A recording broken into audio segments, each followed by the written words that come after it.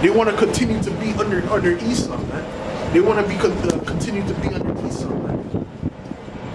Which Esau's on his way out, man. Esau's on his last leg. Esau's rulership is over, man. Okay? And you Jakes, man, who are out here, who are able-bodied, man, you should be out here on the highways and byways, man. There should be a camp on every corner, man, of every major city, man. You Israelites, man, a lot of times, man, you think that just listening is enough, man. That's not enough, man. The Most High requires more. All right? So if you ain't doing what the Most High requires, man, guess what the Most High is going to do? He's going to destroy you. Point blank, period. You're going to be put into that 2/3 category, man. You're going to be put in the middle category. You'll be put in the 2/3, man. And we know what Zechariah 13:8 says about the 2/3. All right? So you not doing the work is going to be as if you're a scoffer. So you might as well scoff, man. You might as well go ahead and be as wicked as you can be, because you're not doing the work of the Most High. All right? All right? But those who are sincere, they're gonna come and they're gonna actually do the work. They're actually gonna come on the highways and byways and push the word out, man. You know, there shouldn't be no one-man camps. There shouldn't be no two-man camps, no three-man camps. There should be camps of 100 men. All right, and that would really shake Esau up, man. If Esau sees 100 Israelites on the corner, man, that would really shake him up, man. Then Esau would really get scared, man. Okay? But the time that we're coming into a time when a great multitude is going to come into this thing, though. All right? To whatever means they come in. It might be through a brother doing a miracle. All right? Or you know, could be a great a terrorist attack that happens. Something that Esau doesn't plan to do. Right? It could be that. It could be anything, man. But there's going to be a great multitude that's going to come into this thing, man. All right? There's going to be a great multitude that's going to come into this thing. One way or another. All right? And when that great multitude comes, man, listen, man. Esau's nervous now. How much more when you see 100 so-called Negroes, Latinos, and Native Americans on the corners pushing the sword up, man. Esau's gonna be a lot more. He's gonna be a lot more nervous, man, and he's gonna really try and roll on us at that time. He's gonna really try and roll and shut off the internet, man. And you know, where you can't see that. You can't see what they're gonna deem as hate speech. All right, or alternative media. They're already trying to do away with that now. Okay, but in that time they're gonna really do away with it. They're gonna really just come down right away. All right. It said, let me get our Revelations 12:12, and it says, Revelations 12:12. It says, therefore rejoice, ye heavens, and ye that dwell in them. Woe to the inhabitants of the earth and of the sea, for the devil is come down unto you, having great wrath, because he knoweth that he hath but a short time. Alright, so these Edomites, man, these Rothschilds, these Gettys, these elite banking families, they know they have a short time to rule, man. They know their time is almost up. So what are they going to do, man? They're going to basically start to try to establish their enterprise, man. Right? Which is the New World Order, man. They want to chip every human being, man. That's what they're trying to do. Alright? So that they can have 100% control. Okay? And by doing that, they're going to have to come down and stop a lot of things, man. They're going to have to stop all this alternative media, these what they call conspiracy theories.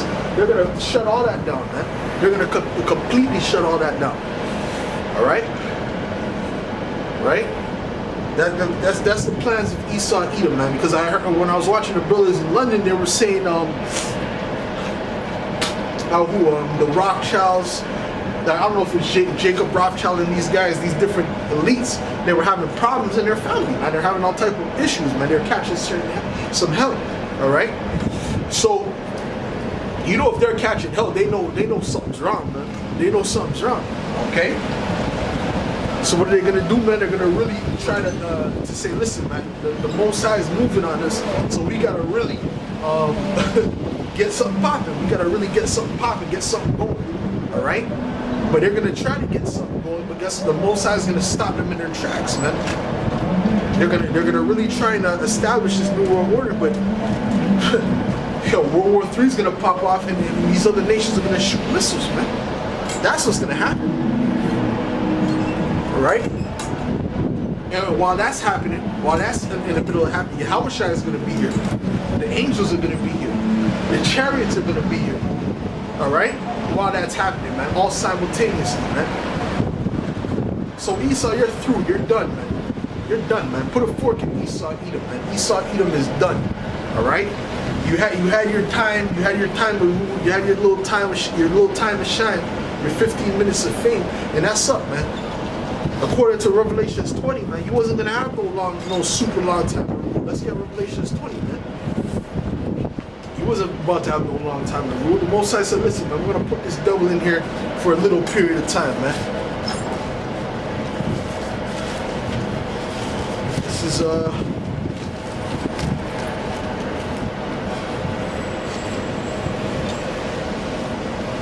Revelations 20. This is Revelations 20 in verse 1, and it reads, and I saw an angel come. And I saw an angel come down from heaven, having the key of the bottomless pit and a great chain in his hand, and he laid hold on the dragon, that old serpent, which is the devil and Satan, and bound him 1,000 years. Okay, which is speaking about Esau Edom, man. And when it says the bottomless pit, that's speaking about Europe, man. All right, because for a 1,000-year period, we ruled Europe.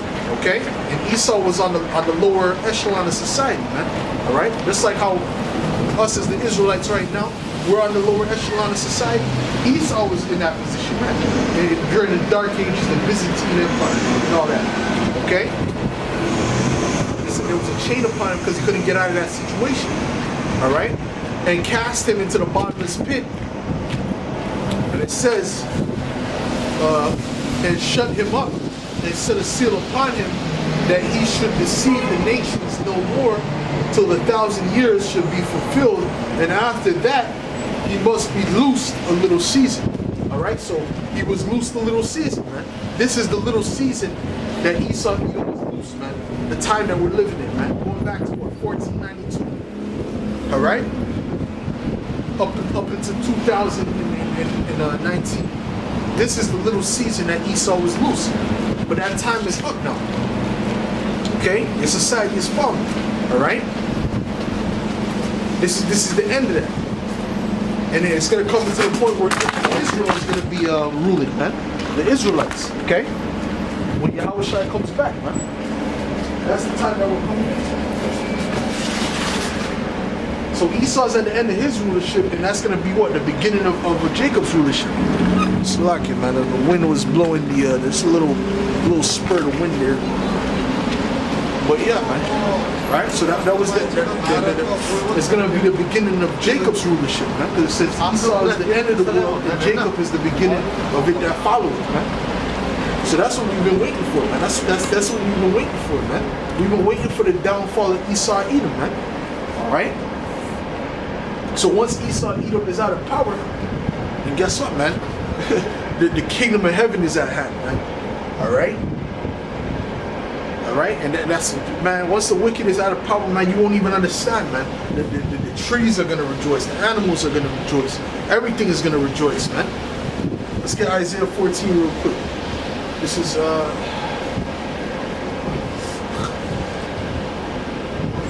Isaiah 14.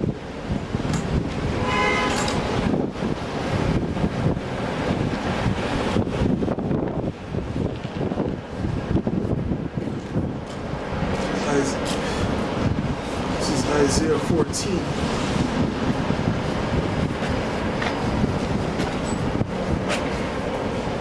Isaiah 14 and verse This is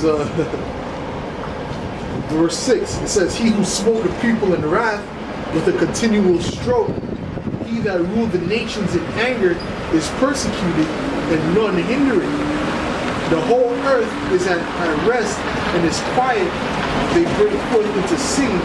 Yea, the fir trees rejoice at thee, and the cedars of Lebanon, saying, Since thou art laid down, no feller is come up against us," right? All right, which is what the feller is, the lumberjacks, man.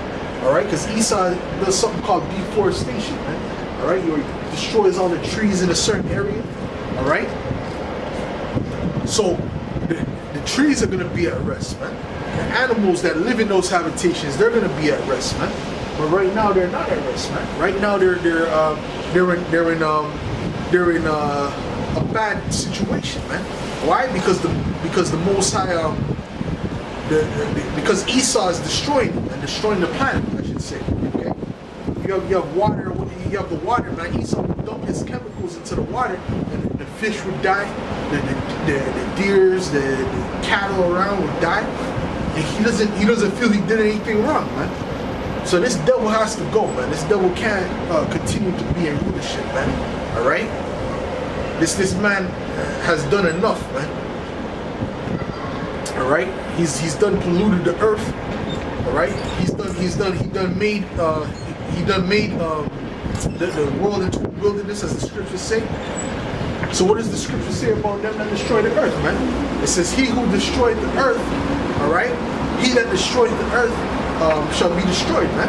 Destroy them that destroy the earth. That's the scripture. And you can't put that on anyone else, man. You can't put that on no other nation. You can't put that on humans, man. All right.